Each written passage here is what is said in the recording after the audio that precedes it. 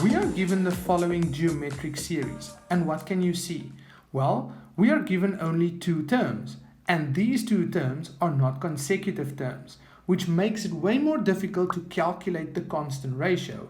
But luckily for you, there is an easy way to do it. Let's quickly see how. Well, if we want to go from term 1 to term 5, we simply need to take term 1 and multiply it with 1, 2, 3, 4 constant ratios to get to term 5. Now let's just simply write that down. Well, term 1 times 4 constant ratios is equal to term 5. And if we want to know if we're correct, we simply take this 1 and we add it to this 4, which is this power, and 1 plus 4 is this 5. Okay, so let's try another example. If we want to go from term 3 to term 6, we simply need to take term 3 and multiply it with 1, 2, 3 constant ratios to get to term 6. So let's write that down. Term 3 times 3 constant ratios is equal to term 6. 3 plus this power, which is also 3, so 3 plus 3 is the 6. And there we are done. So please remember this way of writing this or setting up this equation, and let's go and look at the calculation next.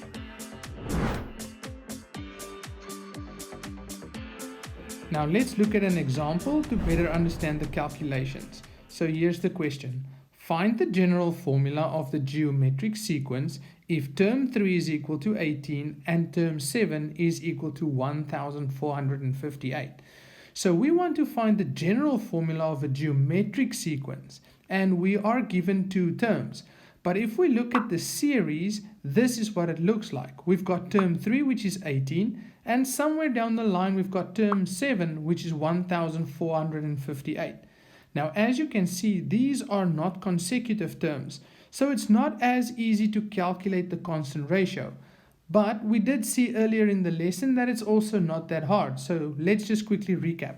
So how do we go from term 3, which is 18, to term 7? Well, we just simply say 18 times 1, 2, 3, 4 constant ratios will give us term 7. So let's write that out. So term 3 times 4 constant ratios is equal to term 7.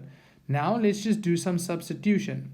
In the place of term 3, we put the 18, there it is, times 4 constant ratios is equal to term 7, which is 1458. And there it is. Now this 18 is the coefficient of this r to the power of 4. And what do we do with the coefficient on this side? We divide with it. So that is what it looks like. We've got the r to the power of 4, which is equal to 1458 divided by 18. So r to the power of 4 is equal to 81. So we just get the fourth root of 81, and then r is equal to 3. So we've got the constant ratio. Now we want to go on and calculate the general formula. And because this is a geometric sequence and we already have the constant ratio, we simply write down the term in the unknown position is equal to a times r to the power of n minus 1. Now in the place of this r, we can already put the 3 because we know that's the constant ratio. But now we are kind of stuck. So we use some of the information that we have. I'm just going to use term 3, which is equal to 18. So we can write term 3 is equal to a times 3 to the power of 3 minus 1, because term 3, so in the place of n, we put the 3.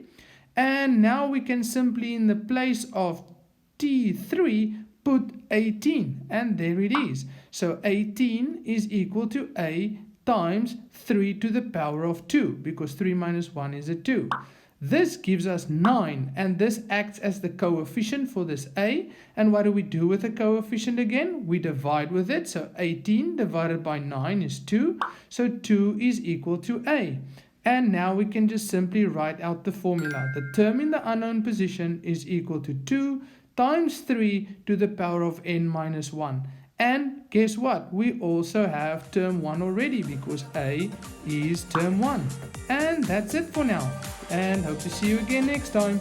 Bye.